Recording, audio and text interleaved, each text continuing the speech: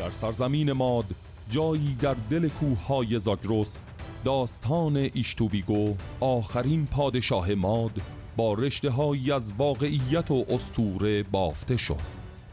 در حدود سال 615 پیش از میلاد کودکی متولد شد که سرنوشتش با شکوه، جنگ، خیانت و سقوط گره خورده بود. ایشتوویگو که یونانیان او را آستیاگ می‌نامیدند، وارث تخت هوخشتره بود که در برابر نوه‌اش کوروش پادشاهیش فرو افتاد. این داستان روایت مردی است که از دل جنگ و خیانت تا پیوند با اساطیر و کوروش در تاریخ و افسانه جاودانه شد. ایشتوویگو، آخرین پادشاه ماد.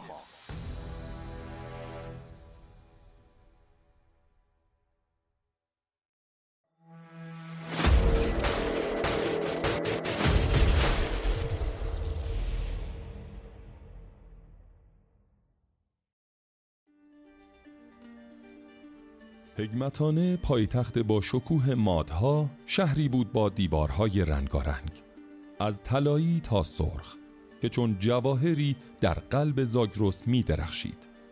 کاخهای سنگی و چوبی با نقش و نگارهای اهورامزدا و ایزدان باستانی خانه کودکی ایشتوویگو بودند. صدای زنگ اسب‌ها و آواز جنگجویان ماد که از پیروزی‌های هوخشتره پدرش حکایت داشتند، موسیقی دوران کودکی او بود. هوخشتره که با شکست آشوریان در نینوا در سال 612 پیش از میلاد امپراتوری ماد را به قدرتی بیمانند تبدیل کرده بود، سایه‌ای سنگین بر روی پسرش افکنده بود. ایشتوویگو با چشمانی کنجکاو و موهایی به رنگ شب زیر نظر پدرش تربیت شد. در 5 سالگی شبی خوابی دید که سرنوشت او را رقم زد. عقابی از آسمان فرود آمد و تاجی از نور بر سرش گذاشت.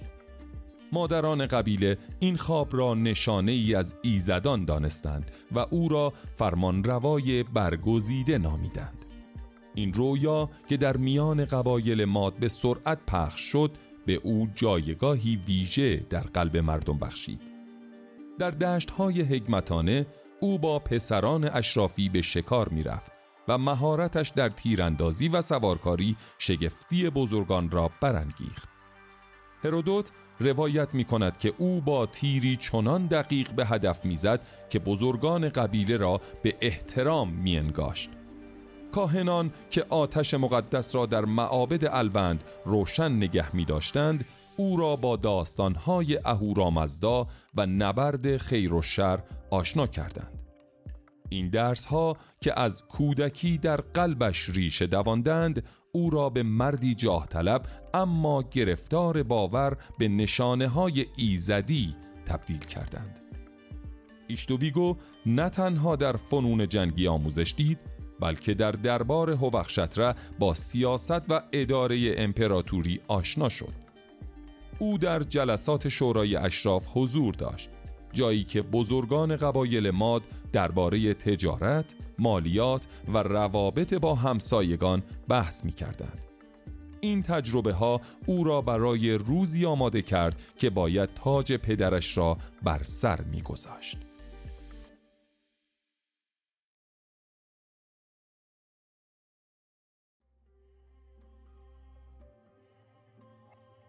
وقتی هوخشتره در سال 585 پیش از میلاد درگذشت، امپراتوری ماد در اوج قدرت بود، اما چالش‌های بزرگی نیز در پیش رویش قرار داشت. هوخشتره با اتحاد با بابلیان آشوریان را در نینوا شکست داده و مادها را به قدرتی منطقه‌ای تبدیل کرده بود. اما مرگ او خلأی در دربار هگمتانه ایجاد کرد. ایشتوویگو که در اوایل 30 سالگی بود به عنوان وارث تخت برگزیده شد، اما به قدرت رسیدنش بدون چالش نبود. امپراتوری ماد مجموعه ای از قبایل متحد بود که تحت رهبری هوخشتره به وحدت رسیده بودند. پس از مرگ او برخی از اشراف قبایل به ویژه در نواحی شرقی و شمالی نسبت به جانشینی ایشتوویگو تردید داشتند.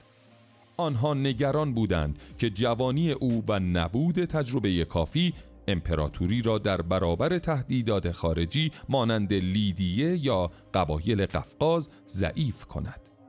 با این حال ایشتوویگو با حمایت کاهنان و اشراف وفادار به هوخشتره توانست جایگاه خود را تثبیت کند.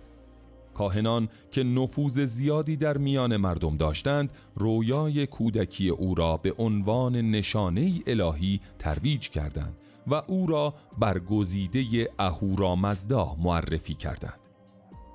مراسم تاجگذاری ایشتوویگو در معبدی باستانی زیر سایه کوه الوند برگزار شد، جایی که آتش مقدس شعله‌ور بود. او با جامه‌ای از ابریشم زربفت، کمربندی مزین به سنگ‌های یاقوت و تاجی طلایی که با نقوش خورشید و ماه تزیین شده بود، بر تختی طلایی نشست. بزرگان قبایل ماد از پارتاکانا تا ایلام در این مراسم حضور داشتند و با اهدای هدایایی چون اسب‌های اصیل و شمشیرهای برنزی وفاداری خود را نشان دادند. هرودوت می‌نویسد که ایشتوویگو در این مراسم قسم خورد که عدالت اهورامزدا را در سرزمین ماد برقرار کند و میراث پدرش را حفظ نماید. برای تثبیت قدرت، ایشتوویگو اقدامات هوشمندانه‌ای انجام داد. او شورای اشراف را بازسازی کرد و نمایندگان قبایل مختلف را در آن جای داد تا حس وحدت را تقویت کند.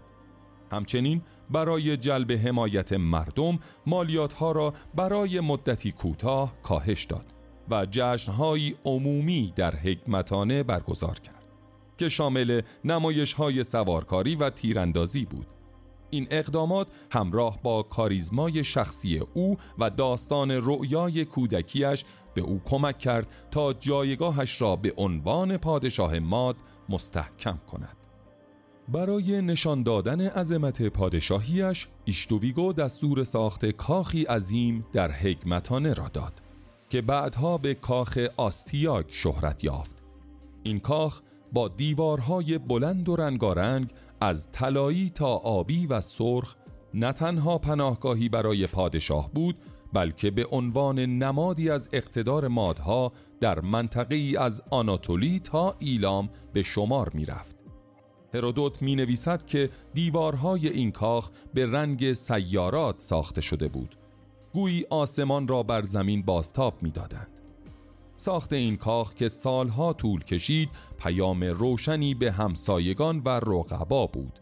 مادها همچنان قدرتمندند و ایشتوویگو وارثی شایسته است. اما تاجگذاری و به قدرت رسیدن او بدون دشمن نبود. برخی از اشراف که از قدرت گرفتن کاهنان و تمرکز قدرت در حکمتانه ناراضی بودند، در خفا علیه او توطئه کردند. ایشتوویگو با کمک هارپاگ، یکی از فرماندهان وفادار پدرش، این توطئه ها را سرکوب کرد. این اقدامات نشان داد که او نه تنها وارث تخت، بلکه سیاستمداری زیرک است که می‌داند چگونه تعادل را در دربار حفظ کند.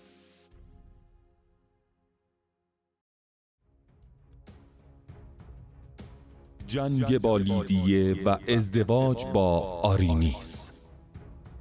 امپراتوری ماد در اوج قدرت خود با لیدیه، سرزمینی ثروتمند در غرب آناتولی، بر سر کنترل مرزهای رود هالیس و مسیرهای تجارت بین غرب و شرق درگیر شد. لیدیه تحت فرمانروایی کروزوس قرار داشت، پادشاهی که ثروتش به دلیل معادن طلا و تجارت در منطقه زبانزد همگان بود. کروزوس که خود را وارث تمدنی کهن می‌دانست، در حدود سال 590 پیش از میلاد تصمیم گرفت با گسترش قلمروش به سوی شرق قدرت مادها را به چالش بکشد. رود هالیس که مرز طبیعی بین دو امپراتوری بود، به میدان نبرد تبدیل شد.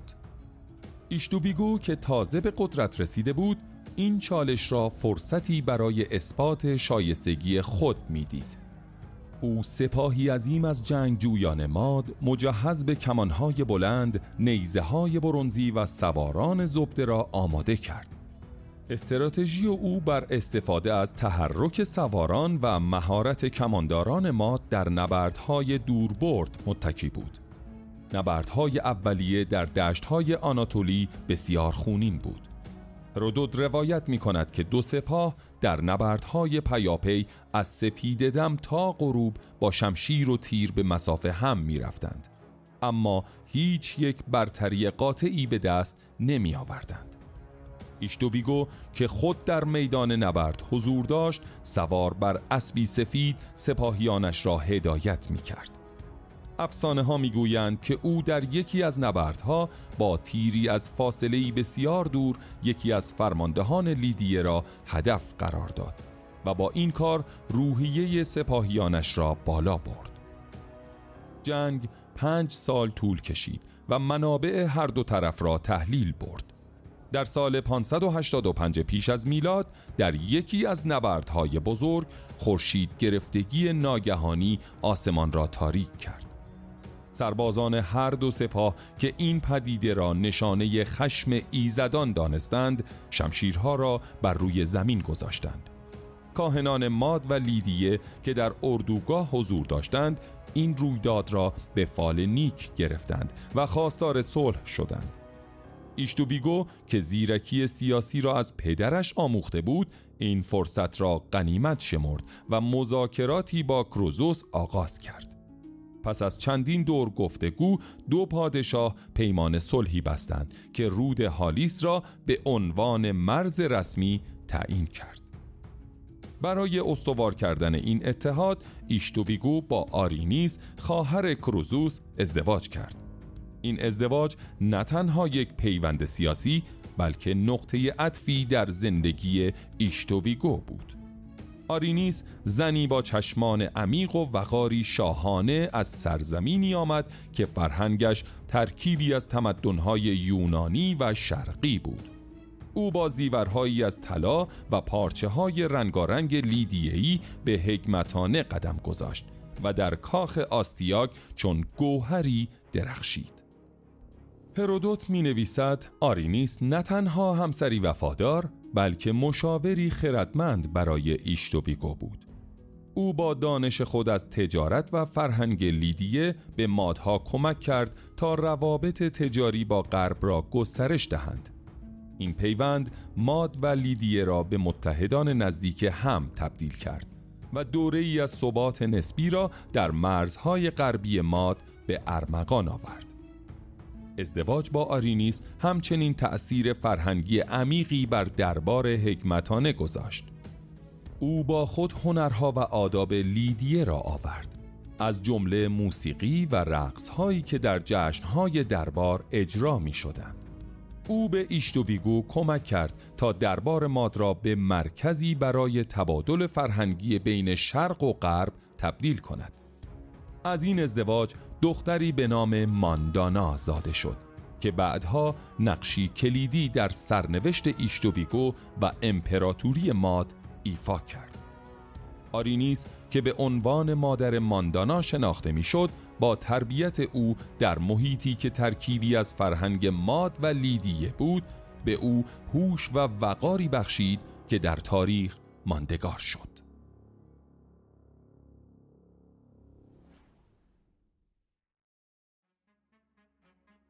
لشکرکشی به ایلام و قفقاز. جاه طلبی ایشتوویگو او را به سوی ایلام و قفقاز نیز کشاند. ایلام با شهر شوش و ثروت‌هایش هدفی استراتژیک برای تسلط بر راه‌های تجاری جنوب بود. در حدود سال 580 پیش از میلاد او سپاهی به ایلام فرستاد. جنگجویان ماد با عبور از کوههای زاگرس پس از نبردهایی سخت بخشهایی از ایلام را تصرف کردند.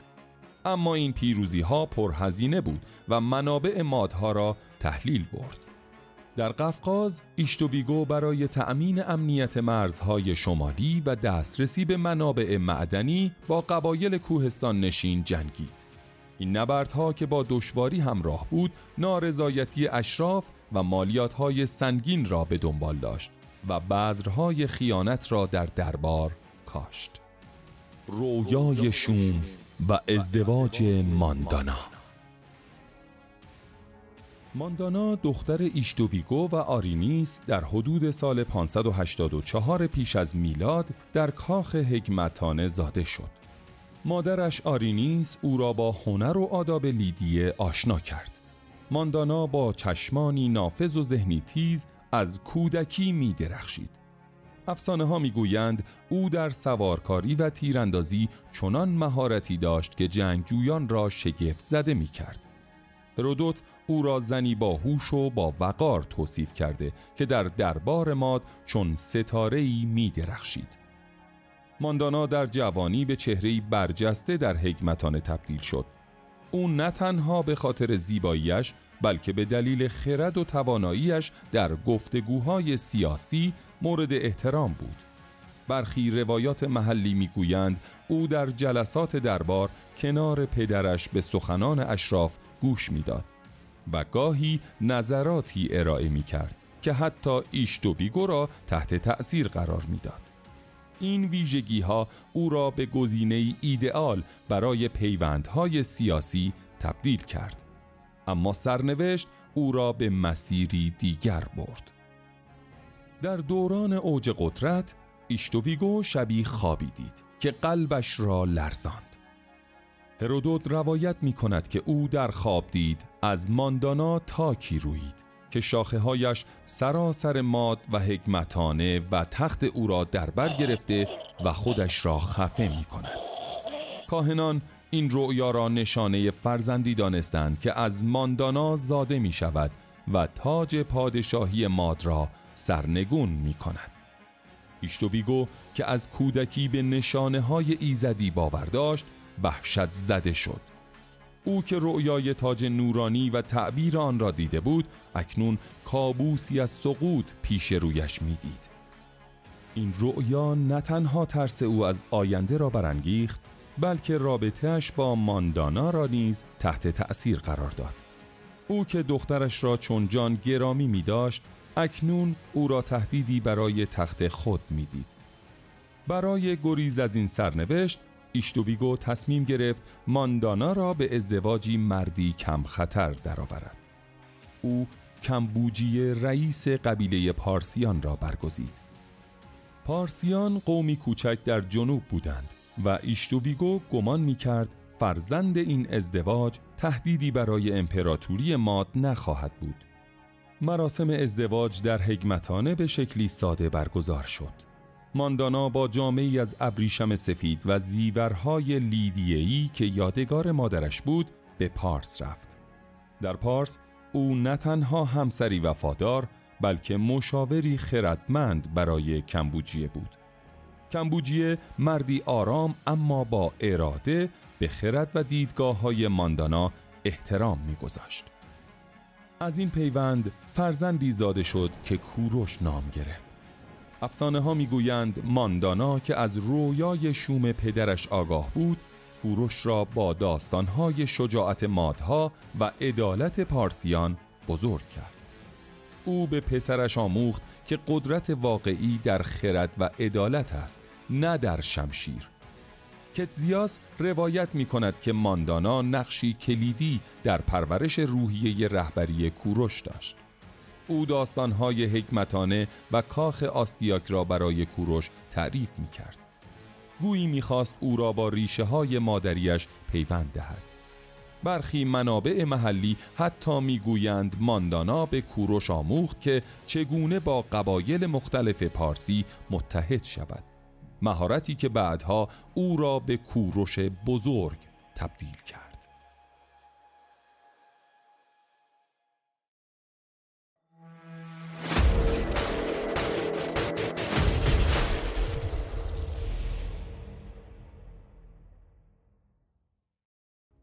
ایشتوویگو در اساطیر. ایشتوویگو مردی با شخصیتی دوگانه بود. پادشاهی جاه طلب که خود را حافظ نظم کیهانی می دانست، اما گرفتار ترس از سرنوشت بود. او که با داستانهای ایزدان بزرگ شده بود به عدالت باور داشت، اما تصمیمش برای کشتن کوروش در کودکی چهره‌ای ستمگر از او ساخت. این دوگانگی او را به شخصیتی اسطوره‌ای در روایات ایرانی تبدیل کرد. در شاهنامه فردوسی برخی پژوهشگران ایشتویگو را با افراسیاب پادشاه تورانی مرتبط می‌دانند. پادشاهی که در اساطیر ایرانی نمادی از جاه طلبی و سقوط بود.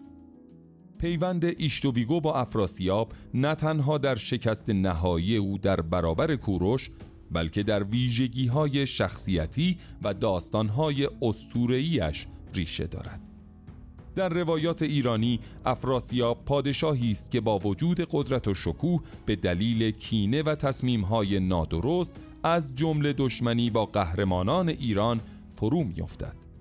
ایشتویگو نیز که کوروش را به دلیل رؤیای شومش تهدیدی برای تخت خود می‌دید، با تصمیم برای از میان بردن نوه‌اش بذر سقوط خود را کاشت. برخی روایات محلی در مناطق غربی ایران حتی میگویند که کاهنان پس از سقوط ایشتویگو داستان او را با افسانه‌های آژیدهاک یا همان ضحاک درآمیختند تا درس عبرتی برای آیندگان باشد. این پیوند اسطوره‌ای همچنین در داستان رؤیای شوم ایشتویگو بازتاب دارد. تاکی که در خواب او از ماندانا رویید، در روایات ایرانی میتواند به داستان‌های اسطوره‌ای درباره ضحاک و درختانی که نماد قدرت و ویرانی‌اند مرتبط باشد. پژوهشگران معتقدند که این شباهت‌ها نشان دهنده تلاش ایرانیان باستان برای پیوند تاریخ مادها با اساطیر کهن است. ایشتویگو مانند افراسیاب پادشاهی بود که با وجود شکوه و قدرت در برابر قهرمانی از نسل خود، کوروش یا کیخسرو، شکست می‌خورد. این پیوند اسطوره‌ای داستان او را از یک روایت تاریخی به افسانه‌ای جاودان تبدیل می‌کند.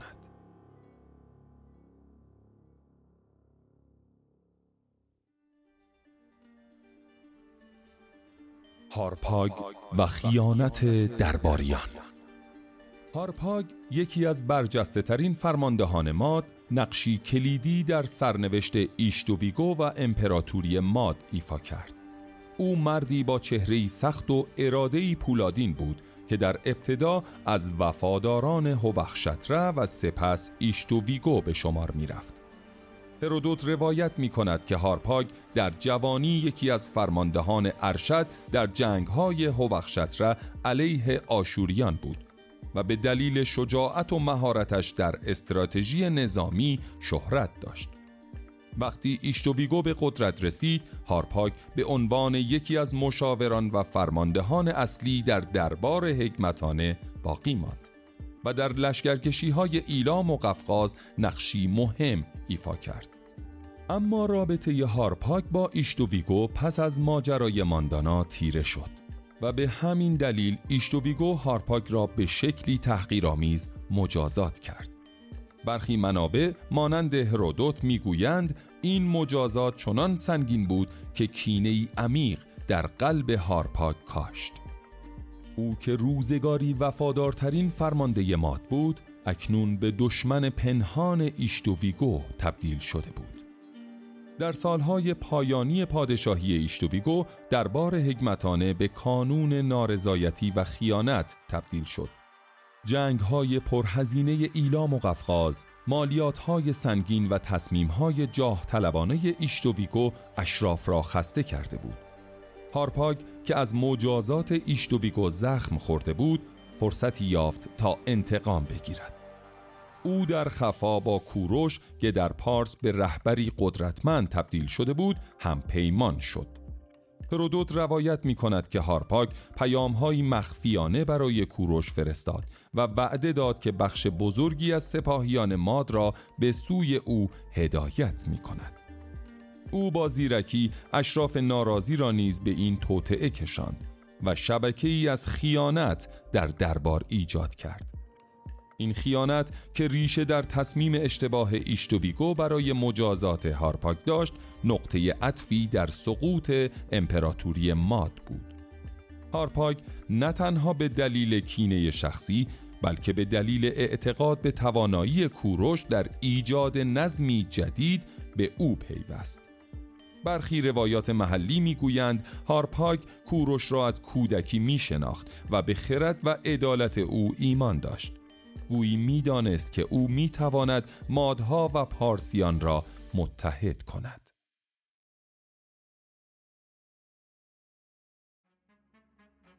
ایشتوویگو و جنگ با پارسیان.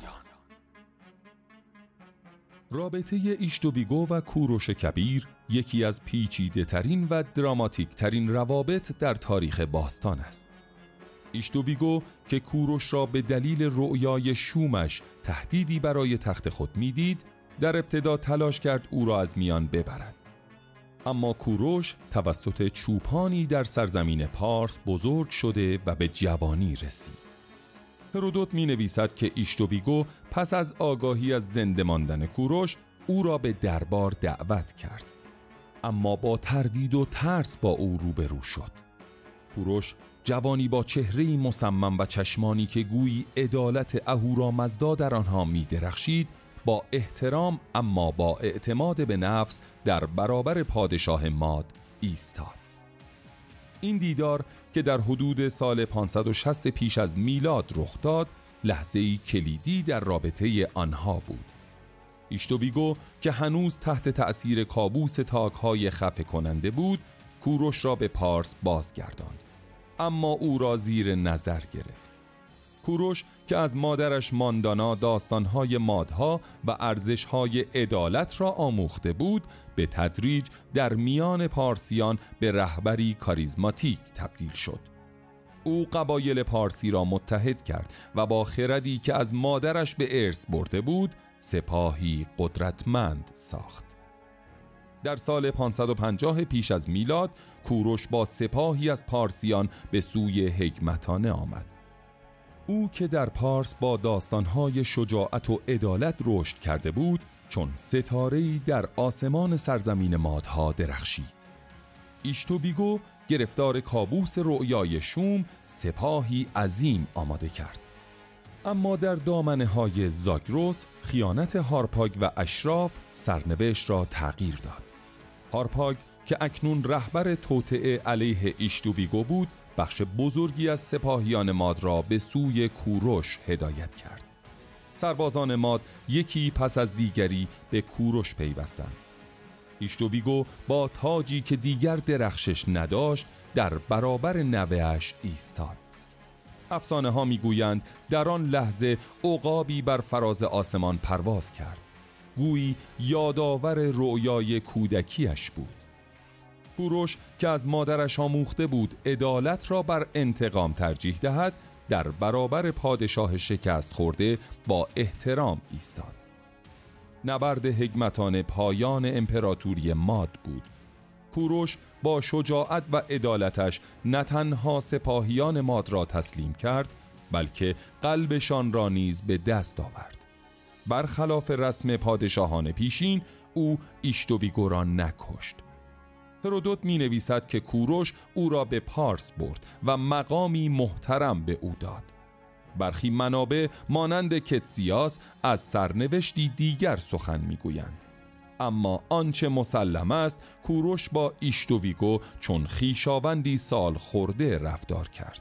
ماندانا که شاهد این انتقال قدرت بود، به عنوان مادر کوروش نقشی کلیدی در حفظ پیوند بین مادها و هخامنشیان ایفا کرد. برخی روایات میگویند او تا پایان عمر در کنار پسرش ماند و در دربار هخامنشی جایگاهی محترم داشت. ایشتوویگو تا پایان عمرش در پارس ماند، اما قلبش در هگمتانه بود، جایی که کاخ آستیاک با دیوارهای رنگارنگش ایستاده بود. او که روزگاری رؤیای تاج نورانی دیده بود، اکنون در سایه کابوس تاک‌های خفه کننده زندگی می کرد. شاید در لحظه های تنهایی به ستارگان می نگریست و به سرنوشتی که ایزدان برایش رقم زدند می اندیشید. رابطه او با کوروش که از ترس و دشمنی به احترام و پذیرش تبدیل شده بود، گواهی بر بزرگی نوه‌اش بود که امپراتوری ماد را به هخامنشیان پیوند داد.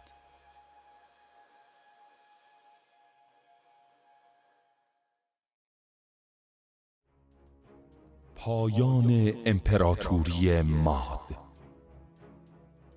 در شب‌های تنهایی پارس، ایشتوویگو که دیگر نه پادشاه بود و نه جنگجو به آسمان می‌نگریست. کاخ آستیاک، جنگ‌های لیدیه، ماندانا، کوروش و خیانت هارپاگ در خاطرش زنده بودند. پاسخ سرنوشتش در نسیمی بود که از سوی کوههای زاگرس می‌وزید، خاموش و ابدی. امپراتوری ماد فرو پاشید، اما داستان ایشتوویگو از کودکی در هگمتانه تا سقوط در برابر کوروش در تاریخ و افسانه جاودانه ماند.